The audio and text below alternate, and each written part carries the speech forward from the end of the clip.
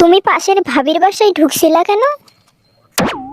শোনো, এই কথাটা তো পুলিশ একবার জিজ্ঞেস করলো, আবার তুমি জিজ্ঞেস করছো কেন?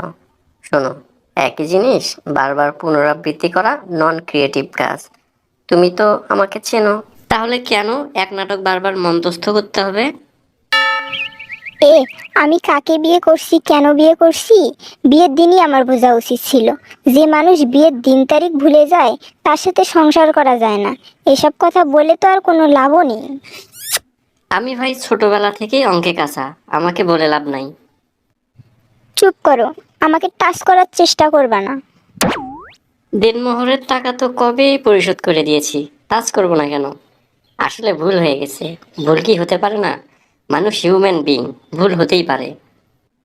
তুমি এত কিছু ভুলে যাও, নিঃশ্বাস নিতে তো ভুলো না।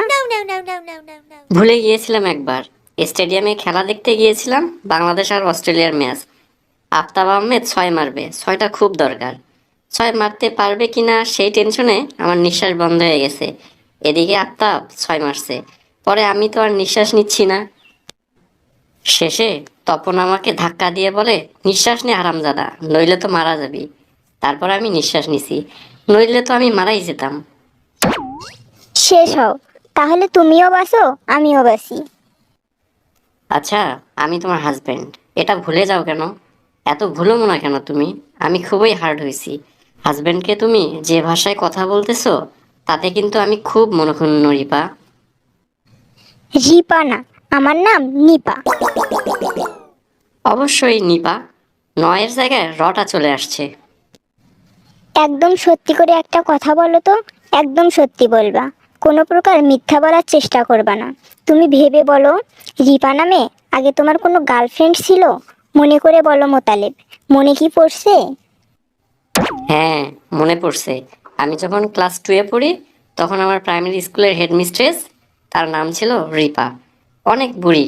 বিশ্বাস করো, ক্লাস 2-তে থাকতে আমি ওই ম্যাডামের সাথে কি করব বলো তো? কি করছো সেটা আল্লাহ জানে।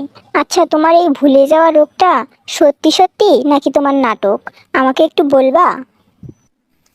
কেন, কি হয়েছে? তুমি কি জানো না এটা আমার রোগ? আমি নাটক করি না। হ্যাঁ, মাঝে মাঝে তো বুঝতে পারি না। সেদিন তোমাকে বাজার থেকে সয়াবিন তেল আনতে বলেছিলাম, আর তুমি নিয়ে আসছো টয়লেট ক্লিনার। আমি কি টয়লেট ক্লিনার দিয়ে তরকারি রান্না করব? ওটা তো একটা মিস্টেক। তুমি ভালোভাবে বুঝিয়ে বলবা না যে তরকারির জন্য সয়াবিন তেল লাগবে? না হলে ফোন করে একটু মনে করিয়ে দিতা, তাহলেই তো হতো। তুমি যে এত ভুলো মন, তোমাকে নিয়ে যে কি করি। ও, এখন আমারই সমস্যা তাই না? আর তুমি সেই দিন রাতে কি করছো? আমার ভাইয়ের বাসায় আমাকে রেখেই তুমি চলে আসছো। এটা কোনো কাজ করছিলা? তুমি কি মন নিয়ে রাস্তায় ঘুরো যে আমাকে রেখেই তুমি বাসায় চলে আসছিলা? আসলে আমি ভাবছিলাম, আমি অফিস থেকে বের হয়ে বাসায় যাচ্ছিলাম। আমার এটা মনে ছিল না যে আমরা তোমার ভাইয়ের বাসায় আসছি। যেহেতু আমি জানি তুমি আমাদের বাসায় আছো, তাই অমন ঘটনা ঘটেছে। আসলে অমন করাটা আমার সত্যিই ঠিক হয়নি।